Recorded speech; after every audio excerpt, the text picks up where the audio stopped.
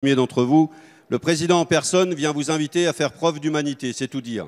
Alors oui, nous sommes d'accord avec lui. Revoyez vos copies. Ce devoir d'humanité, cette impérieuse humanité, c'est sauver l'hôpital public et respecter l'engagement exemplaire des personnels hospitaliers. C'est doter nos écoles, collèges, lycées et universités du nombre d'enseignants dont nos gamins ont besoin pour s'assurer de leur avenir. C'est arrêter de gazer nos pompiers qui viennent revendiquer des moyens adaptés à sauver nos vies.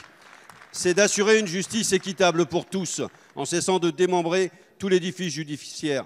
C'est de prendre à bras le corps les enjeux du vieillissement et cesser de regarder souffrir les EHPAD. Ce n'est pas de rester les bras croisés, malgré les nombreux suicides dans le monde du travail. Sans parler de la CSG, des APL, du logement social, du code du travail, des privatisations, des indemnisations des chômeurs et même du voile.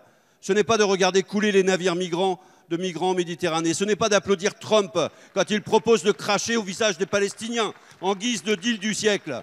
L'humanité, c'est écouter le peuple pour créer ensemble un monde plus démocratique, solidaire et écologique. C'est de travailler avec les gens et non contre eux.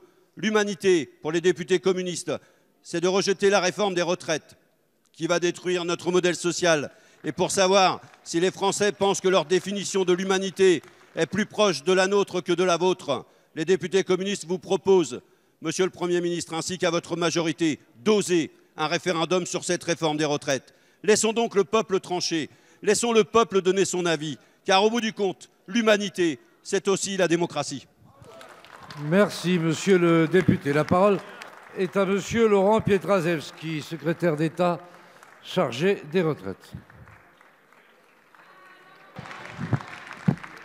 Merci, Monsieur le Président, Mesdames, Messieurs les députés, Monsieur le député Jean-Paul Lecoq. Votre questionnement porte sur la réforme de retraite dont j'ai bien compris que vous la combattiez et que votre groupe s'y oppose.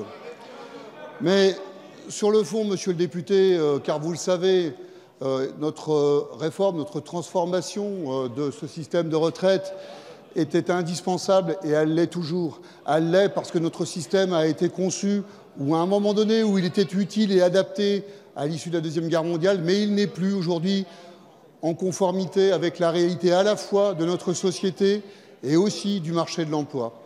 Alors vous proposez de fonctionner différemment, de soumettre ce projet de loi à un référendum. Mais quelles questions faudrait-il y poser, Monsieur le député? Êtes-vous pour ou contre? Mais pour ou contre quoi? La solidarité? Êtes-vous pour ou contre le fait d'offrir et de permettre à 5 millions de femmes d'avoir une majoration de pension, car nous allons réintroduire tout cela dès le premier enfant? Êtes-vous pour ou contre le minimum de pension à 1 000 €? Êtes-vous pour ou contre un minimum de retraite pour les agriculteurs, pour les commerçants, pour les artisans, pour tous ceux qui ne bénéficient pas d'une pension correcte? Sur le fond, Monsieur le député, vous en êtes sur le fond vous-même bien d'accord, car je comprends l'importance de votre question par rapport à votre choix politique. Mais tous ces éléments de solidarité, je le sais, au fond de vous-même, vous les partagez.